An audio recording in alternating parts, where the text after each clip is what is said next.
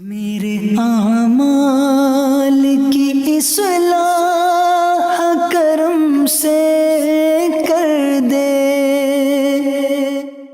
الحمدللہ رب العالمین والصلاة والسلام علی سید المرسلین، اما بعد فاعوذ باللہ من الشیطان الرجیم، بسم اللہ الرحمن الرحیم۔ پڑھیے، الصلاة والسلام علیک یا رسول اللہ وعلی آلک واصحابک یا حبیب اللہ۔ الصلاة والسلام علیک یا نبی اللہ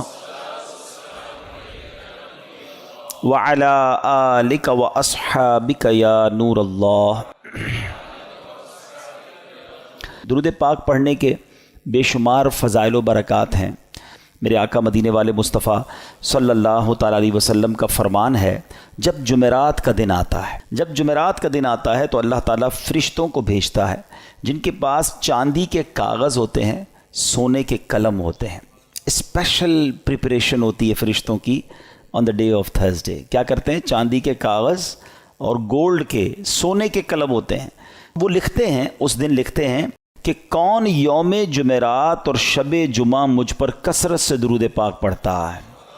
یعنی آج اسپیشل ارینجمنٹ ہے خاص درود پاک پڑھنے والوں کے لیے، تو ہمیں جمعرات، پھر جمعرات کی رات، جمعے کا دن کثرت سے درود پاک پڑھنا چاہیے۔ مل کر محبت کے ساتھ درود پاک پڑھ لیں۔ صلو علی الحبیب صلی اللہ تعالی علی محمد صلی اللہ علیہ وآلہ وسلم۔ عاشورہ کا دن یہ کتنا ہسٹوریکل ڈے ہے، کیسے کیسے عظیم واقعات عاشورے کے دن ہوئے، اور پھر وہ واقعہ ہوا جو آج بھی مسلمانوں کو تڑپا دیتا ہے۔ کربلا کے میدان میں بھوکا پیاسا اور ظلم کے ساتھ نواسہ رسول امام حسین اور ان کے پورے قافلے کو جس طرح بے دردی سے شہید کیا گیا، اور جو ظلم کیا گیا وہ آج بھی سنتے ہیں تو دل دہل اٹھتا ہے۔ تو آج ہم کچھ امام حسین رضی اللہ تعالیٰ عنہ کی فضائل پر، اور اس کے بعد ان یزیدیوں کا کیا بنا۔ کربلا کے بعد تو وہ ایک طرح سے ون کر گئے تھے نا، اگر ہم فگرز کی بات کریں تو وہ اسٹریٹجیکلی تو ون کر گئے تھے، مگر پھر ہوا کیا؟ ان کو کیا وہ راس آئی وہ حکومت، اور کیا انہوں نے مزے کیے؟ کیونکہ وہ تو چاہتے تھے کہ امام حسین بھی یزید کی بیعت کر لیں، مگر اس کے بعد کنٹرول کیسا ملا اور ان کا نتیجہ کیا نکلا؟ بہت سارے درس ہیں ہمارے پاس آج کے بیان میں، اور یقیناً یہ دل کو افسردہ کرنے والی باتیں بھی ہیں۔ مگر اس سے پہلے میں کہ آپ کو پیر مہر علی شاہ صاحب، سبحان اللہ، جیسے سیدی اعلیٰ حضرت ہے نا، آئے ہائے، پیر مہر علی شاہ صاحب بھی کمال کی شخصیت ہیں۔ اللہ نے کمال کا عشق رسول عطا فرمایا اور کمال کا علم بھی عطا فرمایا۔ مگر آپ کا ایک واقعہ سنیے گا آپ۔ ایک بار ایک پادری آپ کے پاس آیا، عیسائیوں کا پادری تھا، اور وہ کہتا ہے کہ قرآن پاک میں آپ کا دعویٰ یہ ہے کہ تمام چیزوں کا ذکر ہے، ہر بات کی اس کے اندر جو ہے وہ ڈیٹیل موجود ہے، تو امام حسین تو آپ کے نبی کے نواسے ہیں، اور اسلام کی خاطر اتنی بڑی قربانی دی، کربلا کے میدان میں سب کچھ لٹا دیا، لیکن ان کا ذکر تو قرآن مجید میں موجود نہیں ہے۔ پیر مہر علی شاہ صاحب سے وہ کہتے ہیں، پیر مہر علی شاہ صاحب نے اس انگریز کا، اس پادری کا یہ اطمینان کے ساتھ اعتراض سنا، اور آپ نے کہا کہ کیا آپ نے قرآن پورا پڑھا ہے؟ وہ پادری کہتا ہے، ہاں میں نے پورا قرآن پڑھا ہے، اور قرآن میں اپنی جیب میں رکھ کے گھومتا ہوں، جو بکلیٹ تھی قرآن کی وہ ساتھ ہی رکھتا تھا۔ تو آپ نے فرمایا، اچھا ایسا کرو کہ قرآن پڑھو میرے سامنے، تم کہتے ہو ذکر نہیں ہے، میں تمہیں بتاتا ہوں کہاں ذکر ہے، قرآن پڑھو۔ کہ کہاں سے پڑھوں گا؟ کہیں سے بھی پڑھو، قرآن جدھر سے بھی پڑھنا ہے پڑھو۔ وہ پادری حیران ہو گیا۔ اب قرآن اسٹارٹ کرنے سے پہلے اس نے پڑھی بسم اللہ الرحمن الرحیم۔ پھر مہر علی شاہ صاحب نے کہا بس رک جاؤ، بسم اللہ الرحمن الرحیم پڑھی ہے نا، تو اب غور سے سنو۔ اور آپ نے فرمایا کہ بسم اللہ شریف کے علم العادات کے لحاظ سے 786 اعداد ہیں، آپ بھی جانتے ہوں گے 786 یہ جو ہے نا اعداد بنتے ہیں، یہ ایک پورا علم ہے علم العادات کا۔ تو آپ نے فرمایا کہ نوٹ کرو، بسم اللہ الرحمن الرحیم میں 786 عدد ہیں، اور امام حسین جو لفظ امام حسین ہے اس کے عدد ہیں 210، لکھو اپنے پاس۔ امام حسین کا سن پیدائش ہے 4 ہجری، لکھو آگے 4۔ آپ کا سن شہادت 61 ہجری ہے، لکھو آگے 61۔ لفظ کرب و بلا کے جو عدد بنتے ہیں وہ بنتے ہیں 261، لکھو 261۔ امام حسن کے عدد بنتے ہیں 200. امام حسن کا شہادت جو سن ہے وہ ہے 50 ہجری. اب ان سب کو ٹوٹل کرو، جب اس نے ٹوٹل کیا تو اس کا رزلٹ بھی 786 آتا ہے.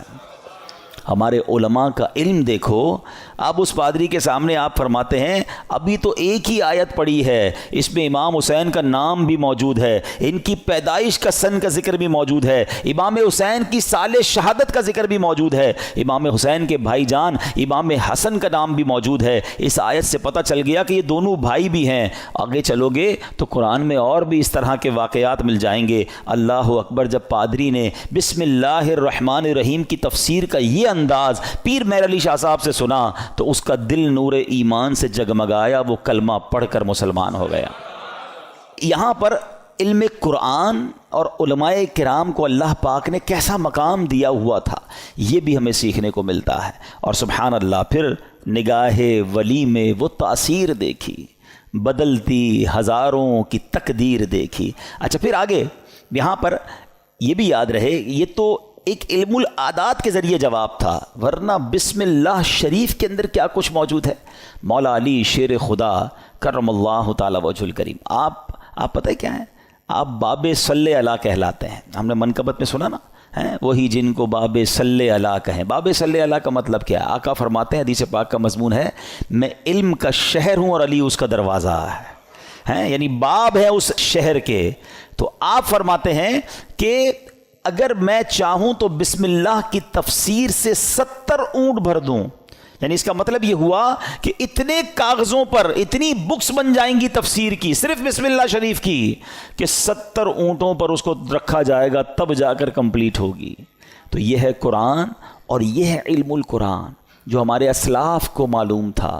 مگر آج ہم قرآن سے بہت دور ہیں، ہم قرآن پڑھتے نہیں ہیں. اچھا یہ تو ایک فی البدی جواب تھا پیر مہر علی شاہ صاحب کا کہ جناب علم العادات سے یہ ذکر کیا، مگر قرآن مجید فرقان حمید میں اہل بیت اطہار کا صراحت کے ساتھ اور سبحان اللہ گویا ان کی شان اور ان کی منقبت قرآن بیان کرتا ہے. کتنی خوبصورت ایک آیت ہے قرآن پاک کی، پارہ 22 ہے، سورہ احزاب، آیت نمبر ہے 33. اللہ قرآن میں ارشاد فرماتا ہے انما یرید اللہ لیذھب عنکم الرجس اہل البیت ویطہرکم تطہیرا. ترجمہ، اے نبی کے گھر والوں، اللہ تو یہی چاہتا ہے کہ تم سے ہر ناپاکی دور فرما دے اور تمہیں پاک کر کے خوب صاف ستھرا کر دے. طبرانی اور مسلم شریف میں حدیث پاک میں ہے کہ پیارے آقا علیہ الصلوۃ والسلام نے حضرت علی، حضرت فاطمہ اور حسنین کریمین رضی اللہ تعالیٰ عنہم کو چادر مبارک میں لے کر یہ آیت تلاوت فرمائی. اور ایک روایت میں ہے کہ آپ علیہ الصلوۃ والسلام نے دعا کی، مولا یہ میرے اہل بیت ہیں، انہیں خوب ستھرا فرما دے. سبحان اللہ. اسی آیت کے بارے میں مولانا حسن رضا خان صاحب لکھتے ہیں نا، ان کی پاکی کا خدائے پاک کرتا ہے بیان. ان کی پاکی کا خدائے پاک کرتا ہے بیان. آیا تطہیر سے ظاہر ہے شان اہل بیت. یعنی ان کی شان قرآن بیان کر رہا ہے. تو امام حسین کا ذکر بھی ہو گیا نا، امام حسن کا ذکر ہوا، بی بی فاطمہ کا ذکر ہوا. اللہ اکبر. اور آگے چلیے ایک اور جگہ سورہ شورى آیت نمبر 23 میں اللہ ارشاد فرماتا ہے قُلْ لَا أَسْأَلُكُمْ عَلَيْهِ أَجْرًا إِلَّا الْمَوَدَّةَ فِي الْقُرْبَى. اللہ قرآن میں فرماتا ہے تم فرماؤ میں اس پر تم سے کوئی معاوضہ طلب نہیں کرتا مگر قرابت کی محبت. نبی پاک نے کیا فرمایا؟ اور کوئی معاوضہ طلب نہیں کر رہا مگر میرے عزیزوں سے محبت کرنا. سلطان المفسرین حضرت عبداللہ ابن عباس رضی اللہ تعالیٰ عنہ فرماتے ہیں جب یہ آیت نازل ہوئی صحابہ کرام نے عرض کی یا رسول اللہ صلی اللہ تعالیٰ علیہ وسلم آپ کے اہل قرابت جن سے محبت کا اللہ پاک نے حکم دیا ہے یہ کون ہیں؟ فرمایا علی، فاطمہ سبحان اللہ اور ان کے دونوں بیٹے یعنی حسنین کریمین رضی اللہ تعالیٰ عنہم. ہم کیوں نہ پنجتن پاک سے پیار کریں؟ ان سے پیار کا، ان سے محبت کا حکم گویا ہمیں قرآن دے رہا ہے. اور سبحان اللہ ایک اور آیت میں کس انداز سے ان کا جو ہے وہ شان بیان ہوتی ہے. پارہ نمبر ہے 5 سورہ نساء آیت نمبر 54. اللہ پاک ارشاد فرماتا ہے ام یحسدون الناس علی ما آتاہم اللہ من فضلہ. ترجمہ بلکہ یہ لوگوں سے اس چیز پر حسد کرتے ہیں جو اللہ نے انہیں اپنے فضل سے عطا فرمائی ہے. حضرت امام باقر رضی اللہ تعالیٰ عنہ فرماتے ہیں اس آیت کریمہ میں بیان کیے گئے وہ لوگ جنہیں اللہ پاک نے اپنا فضل عطا کیا اور جن سے کافر و منافق حسد کرتے ہیں، خدا کی قسم یہ ہم اہل بیت ہیں. خود امام باقر نے گویا اس کی تفسیر کی کہ جن کے بارے میں یہ ذکر ہو رہا ہے یہ ہم اہل بیت ہیں. سبحان اللہ یہ مقام ہے اہل بیت کا. ایک جگہ نبی پاک علیہ الصلوۃ والسلام کیا خوب فرماتے ہیں، حدیث کا مضمون ہے کہ میری اہل بیت میری امت کے لیے کشتی نوح کی مانند ہے، جو اس میں سوار ہو جائے گا وہ پار لگ جائے گا. اچھا یہ کس کے لیے کہا؟ اہل بیت کے لیے. اب ذرا توجہ کیجیے گا اعلیٰ حضرت کا کس طرح حدیثوں پر یوں سمجھیے کہ عبور تھا اور کیا انداز تھا، اور آپ کو سمجھ آ جائے گی بات کہ اہل بیت کو کیا کہا؟ کشتی کہا. ایک جگہ نبی پاک کی حدیث ہے اصحابی کالنجوم فبأیہم اقتدیتم اہتدیتم. آقا فرماتے میرے صحابہ ستاروں کی مانند ہیں، ان میں سے جس کی بھی پیروی کرو گے تم کامیاب ہو جاؤ گے، ہدایت پا جاؤ گے. اب ذرا میرے ساتھ رہیے گا. صحابہ کو کیا کہا؟ ستارے، سٹارز. کیا کہا؟ ستارے. اور اہل بیت کو کیا کہا؟ کشتی. ہیں اچھا اب دونوں سے ہمیں تو محبت کرنی ہے، دونوں کا پیار دل میں ہونا یہ ایمان کے لیے ضروری ہے. انفارچونیٹلی آج ایسا دور آ گیا ہے کہ کچھ لوگ صرف صحابہ کی بات کرتے ہیں، اہل بیت کی بات نہیں کرتے. کچھ صرف اہل بیت کی بات کرتے ہیں، صحابہ کی بات نہیں کرتے. ہمیں اللہ نے کیسا پیارا عقیدہ دیا، کتنا خوبصورت ایمان دیا کہ صحابہ سے بھی ہمیں پیار ہے، اہل بیت سے بھی ہمیں پیار ہے.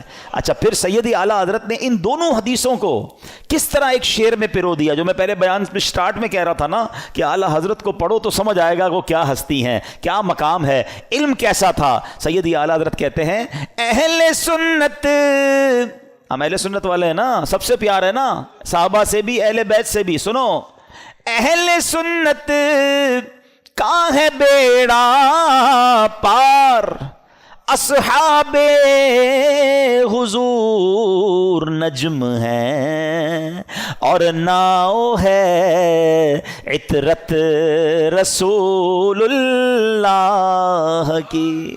کہتے ہیں اہل سنت والوں کا تو بیڑا پار ہی لگنا ہے. اب جو تھوڑا سا اسٹڈی کرتے ہیں کہ یہ جو سمندر پار کرنے کے لیے دو چیزیں بڑی ضروری ہیں، اچھی کشتی اور ستارے ہیں. اب تو کمپاس وغیرہ آ گئے، ورنہ پہلے ستاروں سے ہی راستہ تلاش کیا جاتا تھا. تو فرمایا ہمارا تو بیڑا پار ہونا ہے، کشتی جو ہے ہماری جو اہل بیت ہے اور ستارے جو ہیں وہ ہمارے صحابہ ہیں. دونوں کا پیار دل میں ہے، دونوں کو فالو ہم کر رہے ہیں، انشاءاللہ بیڑا پار لگ جانا ہے. تو یہ ہے اہل بیت. اچھا اب اہل بیت کو ذرا وسیع طریقے سے ایک براڈ مینٹالٹی کے ساتھ سمجھیے کہ اس میں کون کون شامل ہیں. خاص اہل بیت کا ذکر تو آپ نے سن لیا کہ نبی پاک نے اپنی چادر میں بی بی فاطمہ اور حسنین کریمین کو لیا، ایک جگہ مولا علی کے بارے میں فرمایا گیا. لیکن یعنی اہل بیت میں شامل کس کس کو کیا گیا؟ علماء فرماتے ہیں، اور بھی قرآن پاک کی چونکہ آیات ہیں، تو اہل کا معنی ہے والا اور بیت کا معنی ہے گھر. یعنی اہل بیت کا مطلب ہوا گھر والا. تو اہل بیت کے جو نبی پاک کے گھر والے وہ کون ہیں؟ تو سب سے پہلے پیارے آقا کی ازواج مطہرات، ٹھیک ہے، جنہیں قرآن کریم نے کیا کہا؟ امہات المومنین، مومنین کی ماں کہا. تو یہ پیارے آقا کے اہل بیت میں ہیں. پھر پیارے آقا علیہ الصلوۃ والسلام کی تمام اولاد پاک، آپ کے تمام شہزادے، چاروں شہزادیاں اور ان شہزادیوں کی اولاد، ان سب کو اہل بیت کہا جاتا ہے. سبحان اللہ. اور پھر بی بی عائشہ صدیقہ رضی اللہ تعالیٰ عنہ کا مرتبہ یہ ہے. اہل بیت میں تو ساری ازواج مطہرات ہیں، کیونکہ مولانا حسن رضا خان صاحب کی منقبت چل رہی تھی. تو آپ جب نبی پاک علیہ الصلوۃ والسلام کے ساتھ کمرے میں ہوتی اور جبریل امین جب وحی لے کر آتے نا، تو حجرہ عائشہ میں داخل ہونے سے پہلے اجازت لیا کرتے ہیں کہ حضور کیا میں اندر آ سکتا ہوں؟ Look at the status of that particular house. حجرہ عائشہ. اچھا حجرہ عائشہ کون سا ہے پتہ ہے آپ کو؟ آج جو ہم سنہری جالیوں پہ حاضری دیتے ہیں نا، جو نبی پاک آج جہاں جلوہ فرما ہے، یہ وہی گھر تھا، یہ وہی کمرہ تھا، یہ وہی حجرہ عائشہ تھا جو آج روضہ رسول بنا ہوا ہے. مولانا حسن کیا لکھتے ہیں؟ ان کے گھر میں بے اجازت جبرائیل آتے نہیں، ان کے گھر میں بے اجازت جبرائیل آتے نہیں، قدر والے جانتے ہیں قدر و شان اہل بیت۔ تو بہرحال اہل بیت کی کیا بات ہے، سبحان اللہ، یہ گھرانہ میرے حضور کا ہے، اور پھر اسی گھرانے کے چشم و چراغ امام حسین رضی اللہ تعالیٰ عنہ نے جو قربانی کی داستان رقم کی، سبحان اللہ، نانا کے دین کے پرچم کو اپنا سر کٹا کر بلند کر دیا۔ امام حسین ایسی باکرامت شخصیت ہیں کہ آپ کی جو ولادت ہے نا، آپ کی جو برتھ ہے، وہ برتھ بھی کرامت ہے۔ آپ 6 مہینے میں، آپ کا جو حمل تھا، ماں کے پیٹ میں آپ رہے، وہ 6 مہینے رہے، اور یاد رہے کہ پوری دنیا میں سیدنا یحییٰ علیہ السلام اور امام عالی مقام امام حسین کے علاوہ کوئی ایسا بچہ زندہ نہیں رہا جس کی مدت حمل 6 ماہ ہوئی ہو۔ یعنی آپ فرام دا ڈے 1 آپ کی ولادت ہی کرامت ہے۔ اور سبحان اللہ، آپ کے رخسار مبارک کا حال یہ تھا، آپ کے چہرے پر نور ایسا تھا کہ آپ کے دونوں رخسار سے ایسا نور نکلتا تھا کہ کمرے اور دیواریں روشن ہو جایا کرتی تھیں۔ اور کیوں نہ ہو، کس کے نواسے ہیں، کن کے پھول ہیں، آقا کی نگاہوں کے تارے ہیں۔ اور پھر تو جبھی تو کہتے ہیں، مل کر پڑھ لیں، تیری نسل پاک میں ہے بچہ بچہ نور کا، تیری ہے بچہ بچہ نور کا، تو ہے عین نور تیرا سب گھرانہ نور۔ سبحان اللہ۔ اب یہ جو امام حسین رضی اللہ تعالیٰ عنہ جب کربلا کے لیے روانہ ہوئے نا، تو آپ سے مزید کرامتوں کا ظہور ہوا، اور علماء کہتے ہیں یہ جو کرامتیں تھیں نا، بیسیکلی یہ اتمام حجت کے لیے تھیں، مزید ان کو سمجھانے کے لیے تھی کہ دیکھو میں کون ہوں، میرے ساتھ کیسے معاملات ہو رہے ہیں، مجھ پر ظلم نہ کرو۔ مگر ان ظالموں کی آنکھوں پر لالچ کا ایسا پردہ تھا۔ امام حسین فرسٹ آف آل آپ نے مدینے سے کوچ کیا اور اب مکے آیا۔ اب اسی راستے میں سیدنا ابن مطیع رحمۃ اللہ تعالی سے ملاقات ہوئی، انہوں نے عرض کی کہ حضور میرے کنویں کا پانی بہت کم ہے، برائے کرم آپ دعائے برکت سے نواز دیجئے۔ آپ رضی اللہ تعالیٰ عنہ نے اس کنویں کا پانی طلب کیا، اور جب پانی کا ڈول حاضر کیا گیا تو آپ نے اس میں سے پانی کچھ پیا بھی، نوش بھی فرمایا اور کلی بھی کر دی، اور ڈول کو واپس کنویں میں ڈال دیا گیا۔ جب وہ پانی جو ہے وہ کنویں میں گیا، کنویں کا پانی بھی بڑھ گیا اور میٹھا اور لذیذ بھی ہو گیا۔ سبحان اللہ۔ تو یہ امام حسین کی کرامتوں کا سلسلہ رہا۔ اس کے بعد جب آپ بالکل ایگزیکٹلی 10 محرم الحرام کا دن آ گیا، یاد رہے کہ وہ دن جمعہ کا دن تھا، 10 محرم الحرام جب یہ واقعہ ہوا، کربلا کے میدان میں آپ خطبہ ارشاد فرما رہے ہیں، ان کو سمجھا رہے ہیں کہ دیکھو میں کون ہوں، یہ ظلم مت کرو۔ تم کیا جواب دو گے جس کا کلمہ پڑھتے ہو اس نبی علیہ السلام کو؟ اس وقت آپ کے جو خیمے تھے، جہاں خاندان کے افراد تھے، وہاں خندق میں ایک آگ بھی جل رہی تھی۔ تو ایک بد زبان یزیدی نے بکواس کرتے ہوئے کہا کہ اے حسین، تم نے وہاں کی آگ سے پہلے یہیں آگ لگا دی ہے۔ یعنی معاذ اللہ وہ یہ کہنا چاہ رہا تھا کہ اے حسین، مرنے کے بعد بھی تمہیں جہنم کی آگ میں جانا ہے۔ امام علی مقام نے جب یہ سنا تو آپ نے کہا کہ اے دشمن خدا، تو جھوٹا ہے، کیا تو یہ گمان کرتا ہے کہ میں دوزخ کی آگ میں جاؤں گا؟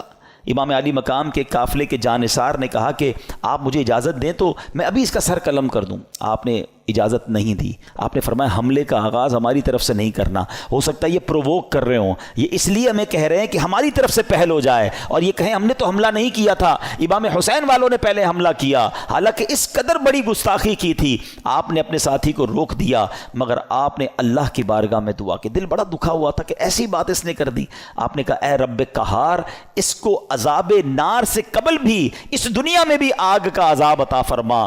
آپ کی دعا قبول ہوئی۔ وہ بندہ جو گھوڑے پہ بیٹھا تھا، اس کی گھوڑے کو جھٹکا لگا، گھوڑا خود ہی دوڑتا ہوا گیا، اور وہ گھوڑے سے جب جہاں گرا تو وہاں آگ لگی ہوئی تھی۔ اسی خندق میں یہ بندہ جا کر گرا، اور وہ بد نصیب آگ میں جل کر بھسم ہو گیا۔ امام علی مقام نے سجدہ شکر ادا کیا اور اللہ تعالیٰ کی بارگاہ میں عرض کی کہ یا اللہ، تیرا شکر ہے کہ تو نے آل رسول کے گستاخ کو سزا دی۔ اب یہاں بھی ان کے سامنے یہ واقعہ ہو رہا ہے، سارے لوگ دشمن سامنے کھڑے ہیں، اور یہ آپ کی دعا قبول ہو رہی ہے, آپ کے گستاخ کو سزا مل رہی ہے, مگر وہ سمجھنے کے لیے تیار نہیں ہے, وہ انڈرسٹینڈ کرنے کے لیے تیار نہیں ہے. آپ یقین کریں, جو کربلا کے میدان میں امام حسین نے خطبہ دیا ہے نا ان یزیدیوں کے سامنے, لاسٹ خطبہ, حالانکہ اپنے سارے شہید ہو چکے تھے, مگر پھر بھی, حالانکہ اس وقت تو عام آدمی تو یہ سوچے کہ اب انہوں نے سب میرے بندے مار دیے, اب میں نے ان کو نہیں چھوڑنا. اب آخری وقت بھی سلو کی بات کرتے رہے, انہیں سمجھانے کی بات کرتے رہے, انہیں یہ بتاتے رہے کہ میں کون ہوں, یاد کرو میرے آقا مجھے کیا کہا کرتے تھے, تم قیامت کے دن اس ظلم کا جواب کیسے دو گے. یعنی یہ بھی امت رسول سے پیار ہے کہ یہ اس عذاب میں نہ گرفتار ہو جائیں. اتمام حجت کی گئی مگر وہ یزیدی نہ مانے. اب ایک بات ذہن میں آتی ہے, اب یہ بڑا اہم کوسچن ہے کہ یزیدی جو بھی تھے تو کلمہ پڑھنے والے, اللہ کو مانتے تھے, اللہ کے نبی کو مانتے تھے, معلوم بھی تھا یہ اللہ کے نبی کے نواسے ہیں. وہ ریزن کیا تھا جو اتنے بڑے ظلم پر یہ ریڈی ہو گئے؟ یہ ریزن پکڑنا بہت ضروری ہے, اور یہ ہم سب کو آج سیکھ کر جانا ہے. یعنی کوئی بھی محفوظ نہیں ہے. میں آپ کو تھوڑا سا آج کل کے زمانے کا ایک دو انسیڈنٹ بتا دیتا ہوں تاکہ آپ کو اندازہ ہو جائے. ہم لوگ سمجھ رہے ہوتے ہیں یار یہ یزیدیوں نے اتنا بڑا کام کر دیا, ہم تو کبھی بھی کوئی ایسی غلط حرکت نہیں کر سکتے. کوئی اپنے آپ کو محفوظ نہ سمجھے. ہاں, بیسک جو ان کے ریزن تھا نا وہ تھا لالچ, اور وہ لالچ تھی پیسے کی, اقتدار کی. جب یہ لالچ طاری ہوتی ہے نا انسان پہ, پہلے تھوڑا سا سمجھیے گا. آپ کو لگتا ہے یار مجھ پہ کچھ بھی ہو جائے میں ایسا ظلم تھوڑی کر سکتا ہوں, کتنا بھی پیسہ مجھے کوئی دے دے میں جان دے دوں گا, کبھی کسی کو قتل نہیں کروں گا, نواسہ رسول تو بہت دور کی بات ہے. یہ بولنا اور ہے, لیکن ایک وقت آتا ہے جب انسان کے دل پر شیطان کا قبضہ ہو جاتا ہے. آپ پڑھتے ہیں خبریں, 5 سال کے بچے اور 4 سال کی بچی کے ساتھ جو واقعات ہو رہے ہیں, کیا کوئی خوشی سے کرتا ہے یہ کام؟ ذرا سوچئے, جب وہ یہ کام کر جاتا ہوگا اس کے بعد خود اس کو کتنی ندامت ہوتی ہوگی, یہ میں نے کیا کر دیا. پھر اسی وجہ سے بچنے کے لیے اس بچی کو قتل بھی کر دیا جاتا ہے. یعنی یہ واقعات ہم سنتے ہیں تو ہماری عقل حیران ہو جاتی ہے کہ یہ انسان تھا یا درندہ تھا. میں آپ سے یزیدیوں کی تو بات نہیں کر رہا, آپ کے وطن میں رہنے والوں کی بات کر رہا ہوں. اس کا مطلب کیا ہوا؟ ایٹ دیٹ ٹائم جب وہ یہ عمل کر رہا تھا اس کا دل شیطان کی مٹھی میں تھا, اس کو ہوس نے اندھا کر دیا تھا. تو یہ واقعات مجھے اور آپ کو یہ سوچنے پر مجبور کرتے ہیں کہ کوئی اپنے آپ کو محفوظ نہ سمجھے. یہ ایک لمٹ ہوتی ہے انسان کی. ایک حدیث پاک ہے نا, بڑی مشہور حدیث پاک ہے جس کا مضمون ہے کہ جب بندہ ایک گناہ کرتا ہے نا, میرے ینگسٹر ذرا غور سے سنیں, ایک گناہ کرتا ہے اس کے دل پر ایک بلیک ڈاٹ لگ جاتا ہے, گناہ کرتا رہتا ہے, پھر دل پورا سیاہ ہو جاتا ہے. اب اس پر ہدایت کی کوئی بات اثر نہیں کرتی. یہ جو روز شراب پیتے ہیں, جناب پارٹی کرتے ہیں, حرام کام کرتے ہیں اور گندی چیزیں دیکھ رہے ہوتے ہیں, دوستوں میں بیٹھے گناہ کر رہے ہوتے ہیں, نمازیں قضا کر رہے ہوتے ہیں, اپنے آپ کے بارے میں یہ ضرور سوچ رہے ہوتے ہیں کہ میں اتنا بھیانک کام نہیں کروں گا, مگر ایک وقت آتا ہے کہ دل سیاہ ہو جاتا ہے. اب وہ دل ہے شیطان کے ہاتھ میں, وہ ایسے کام کروا سکتا ہے کہ آپ تصور بھی نہیں کر سکتے. یار بندہ ماں کو قتل کر دیتا ہے, ہم نے نہیں سنے واقعات, کیسے پاسبل ہے کہ اپنی ماں کو مار دے. لیکن ایک لمٹ ہوتی ہے, اس کے بعد انسان جب اوور لمٹ ہوتا ہے تو شیطان جو چاہے اس سے کروا لیتا ہے. تو اللہ سے توبہ کرتے رہا کرو, اور اس کا بیسٹ طریقہ یہ ہے کہ گندے اور برے ماحول سے اپنے آپ کو بچائیں. جو ایسے لوگوں میں اٹھتے بیٹھتے ہیں نا جو ہر وقت حرام چیزوں کی باتیں کر رہے ہوتے ہیں, یار پیسہ ہونا چاہیے تبھی زندگی میں مزہ ہوگا, جدھر سے بھی آتا ہے آنے دو, بس پیسہ بڑھنا چاہیے, ابھی تو ہم نے وہ رکھنا ہے, ابھی تو ہم نے وہ لینا ہے. میں ایک جگہ بیٹھا تھا, یہ باتیں ہو رہی تھی, میں نے کہا یار کیا کریں گے اتنا پیسہ؟ تو ایک بندہ کہتا ہے میں نے تو خواب دیکھا ہوا ہے 6,000 کروڑ کی یاچ لوں گا. وہ کیا ہوتا ہے, کوئی پانی کے اندر کوئی جہاز ہوتا ہے؟ اب میں نے کہا یار دیکھو کراچی کے رہنے والے نے بھی ایسا خواب دیکھا ہے. اب اتنے بڑے جس نے خواب دیکھے ہیں تو پھر اس کو کہاں سے قناعت اور کہاں سے صبر آئے گا؟ اللہ کی رضا پر راضی رہنا ہم کب سیکھیں گے؟ تو بہرحال میرے پیارے اسلامی بھائیوں, سوچو اس بات کے, یہ کیسے, اس ریزن کو پکڑیے. یزیدیوں کے ایسا کیا ہو گیا تھا کہ یہ اندھے ہو گئے تھے؟ آج بھی بندہ اندھا ہوتا ہے. ہاں, ظلم کرنے والے نہیں دیکھے آپ نے؟ بندوں کو ڈرل کرتے ہیں, ہاتھ پیر کاٹتے ہیں, قتل کر دیتے ہیں, پیسے چاہیے قتل کرنے کے لیے, تو وہ کیسے تیار ہو جاتے ہیں؟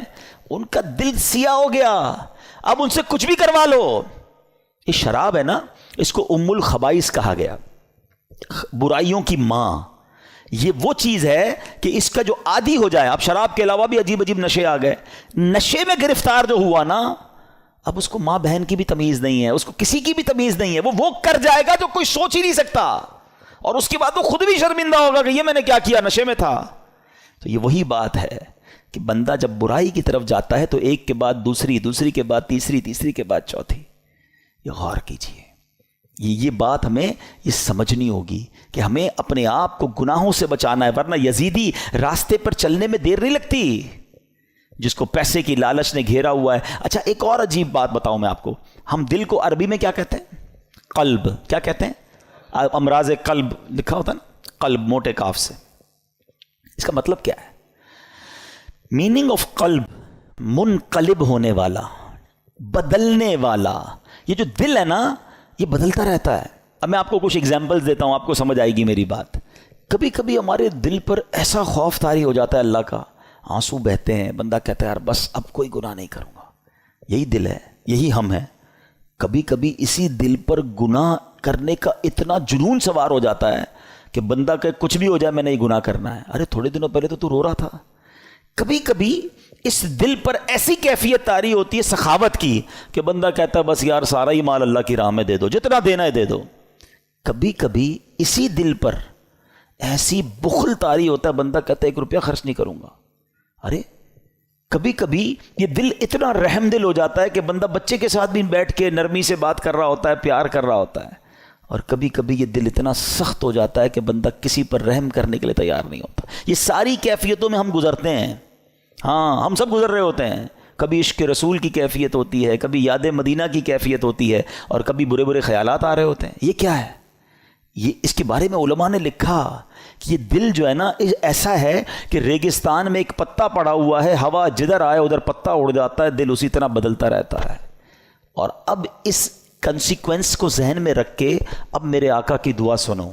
اللہ کے حبیب دعا کرتے ہیں، یا مقلب القلوب ثبت قلبی علی دینک. اس دعا کا مطلب پتہ ہے دعا کرنے والا کون ہے؟ کونین کے والی اللہ کے حبیب علیہ الصلوۃ والسلام، جن کے صدقے مجھے اور آپ کو ایمان ملا، وہ دعا کر رہے ہیں. اے دلوں کو پھیرنے والے، میرے دل کو اپنے دین پر ثابت قدمی عطا فرما. کیونکہ یہی دل بدلتا ہے تو بندہ کافر ہو جاتا ہے، مرتد ہو جاتا ہے، کسی غلط عقیدے میں چلا جاتا ہے، کسی اور کے خیالات سمجھ آنے لگ جاتے ہیں، کیونکہ دل بدلتا رہتا ہے. تو دل کو اس طرح بے پرواہ نہ چھوڑ دو، اس کی بھی حفاظت کرنی ہے، اور اس کو بھی اسٹیڈ فاسٹ صحیح راستے پر رکھنا میری اور آپ کی ذمہ داری. یہ دعائیں کریں، اپنے دل کے لیے دعائیں کریں، اور پھر ایسے ماحول میں رہیں. وہ جو لوگ کہتے ہیں نا یار میں سب کی سنتا ہوں، کیا کریں، انٹرنیٹ آ گیا ہے، ہر بندے کی سننی ہے. دیکھوں تو صحیح مسلمانوں پر اعتراض کیا کرتے ہیں کافر، ذرا یہ سنوں، ہیں عیسائی کیا کہتے ہیں، ہندو کیا کہتے ہیں، کرسچن. اب یہ سب چیزیں سننی ہیں، انٹرنیٹ کا زمانہ ہے. پتہ نہیں کس کی کون سی دلیل دل میں بیٹھ جائے اور بندہ سوچتا رہے یار اللہ تعالیٰ ہے بھی کہ نہیں، کیونکہ وسوسہ شیطان نے ڈال دیا اور اب وہ وسوسوں کا شکار ہے. اب وہ نبی پاک کے بارے میں وسوسے میں ہے، وہ آخرت کے بارے میں وسوسے میں. کہاں کس نے تھا وہ باتیں سننے کے لیے؟ تم نے خود اپنے دل کو ادھر لگایا. کچھ لوگ بد عقیدہ کو سنتے ہیں، یار دیکھو تو صحیح ہمارے عقیدے کے بارے میں کیا اعتراض کر رہے ہیں. تم کوئی عالم ہو، مفتی ہو، کتنی اسٹڈی ہے تمہارے پاس، کیوں سنتے ہو وہ باتیں؟ خدا را بات سمجھو میری. یہ دل اگر پلٹ گیا نا تو ہم نے بڑے بڑوں کو پلٹتے دیکھا ہے. اور یہ یزیدی ہمارے سامنے پوری مثال موجود ہے، بڑے یعنی سب کچھ پتا تھا انہیں، مگر جب شیطان آنکھوں پر لالچ کا پردہ، ہوس کا پردہ ڈالتا ہے تو انسان وہ کچھ کر جاتا ہے کوئی سوچ بھی نہیں سکتا. بلم بن باورا یاد ہے آپ کو؟ یہ وہ شخص تھا کہ جو مستجاب الدعوات تھا، سر اٹھاتا تھا تو لوح محفوظ کو دیکھ لیتا تھا، اتنا بڑا عبادت گزار. اور لالچ کیا کی؟ جب بنی اسرائیل والے گئے پیسے لے کر کہ آپ پیسے لیں آپ کی ساری دعائیں قبول ہوتی ہیں، حضرت موسیٰ کے خلاف ذرا بد دعا کر دیں. پہلے تو اس نے دوڑا دیا کہ پاگل ہو گئے، میں اللہ کے نبی کے بارے میں بد دعا کروں گا. اور پیسے بڑھائے اور انعام بڑھائے، عورتیں دیں، بہت سارے کام کیے انہوں نے. وہی بات، اتنا بڑا عبادت گزار تھا، کیا اسے نہیں پتا تھا؟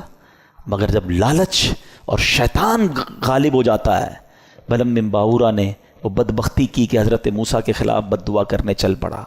مگر اللہ کی شان دیکھیں، وہ بد دعا حضرت موسیٰ کے خلاف کرتا تھا، الفاظ اپنے لیے نکلتے تھے، اس کی زبان لٹک گئی اور کفر پر اس کا خاتمہ ہوا.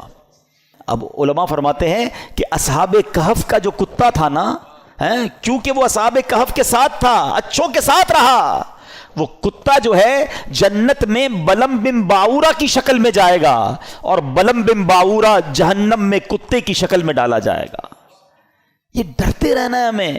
یہ واقعہ سننا اپنی جگہ ہے، مگر یہ جو ظلم کیا گیا نا، ریزن کیا تھا؟ پیسے تھے، لالچ تھی، اقتدار تھا. اس سے سمجھ ہی آئی بات کہ لالچ، ہوس، اور جب بندہ شیطان کا پیروکار بن جاتا ہے پھر اس سے کچھ بھی متوقع ہے. آپ کبھی یہ نہ سوچیں کہ میں یہ گناہ نہیں کر سکتا. یہ سمجھ لیں اپنے لیے زوال کا آپ نے شروع کر دیا. جو اپنے آپ کو محفوظ سمجھتا ہے نا کہ یار بس میں نہیں، میں بڑا پکا ہوں، کوئی پکا نہیں ہے بھائی. جب اللہ کے نبی دعا کر رہے ہیں تو میں اور آپ کون ہیں؟ ہمارے صحابہ لرزتے تھے، روتے تھے، اللہ سے دعا کرتے تھے ایمان کی حفاظت کے لیے.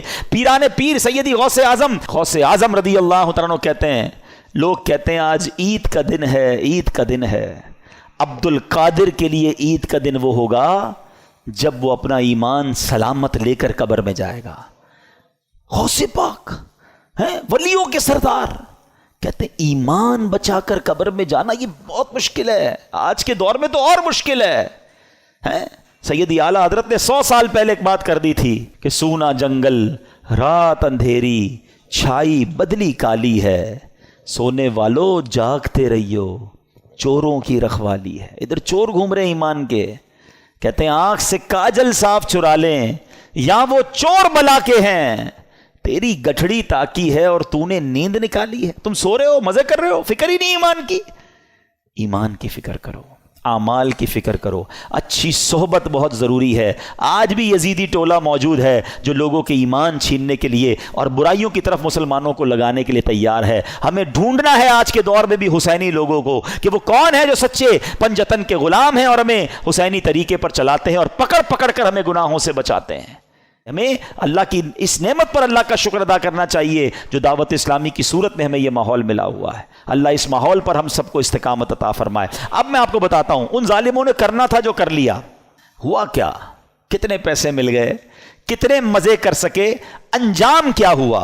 یاد رہے کہ جس بدبخت خولی بن یزید نے امام حسین کا سر انور تن سے جدا کیا تھا نا، سر سے کاٹا تھا معاذ اللہ، چند ہی برس کے بعد اس کا کیا انجام ہوا کہ مختار ثقفی، اب اس کے بارے میں آگے جا کے بتاتا ہوں، اس شخص نے قاتلین امام حسین کے لیے ایک آرڈر نافذ کیا اور کہا کہ کربلا کے میدان میں جو بھی یزیدی لشکر میں تھا وہ جہاں پایا جائے اسے مار ڈالا جائے.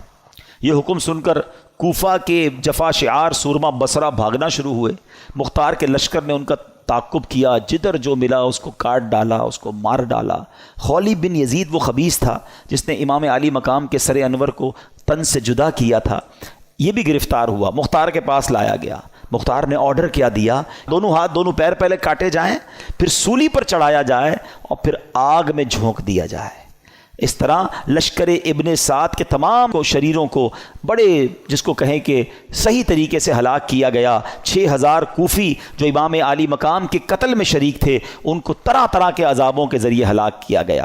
کیا منقبت کا ایک اشعار ذرا سنیں، دل دہلا دیتے کہ ان کا ہوا کیا حشر. آپ فرماتے ہیں اے تشنگان خون جوانان اہل بیت، دیکھا کہ تم کو ظلم کی کیسی سزا ملی، رسوائے خلق ہو گئے، برباد ہو گئے، مردود و تم کو ذلت ہر دو سرا ملی. دنیا پرستو دین سے منہ موڑ کر تمہیں دنیا ملی، نہ عیش و طرب کی ہوا ملی. تم نے اجاڑا حضرت زہرا کا بوستان، تم نے اجاڑا حضرت زہرا کا بوستان، تم خود اجڑ گئے تمہیں یہ بد دعا ملی. آخر دکھایا رنگ شہیدوں کے خون نے، سر کٹ گئے امانہ تمہیں ایک ذرا ملی. اور ذرا مقطع سنو، کہتے ہیں پائی ہے کیا نعیم انہوں نے ابھی سزا، ابھی سزا تو ملی نہیں ہے. پائی ہے کیا نعیم ابھی انہوں نے سزا، دیکھیں گے وہ جہیم میں جس دن سزا ملی. ابھی تو انہیں آخرت کا عذاب ملنا باقی ہے. اچھا اب خولی بن یزید کا یہ حال ہوا.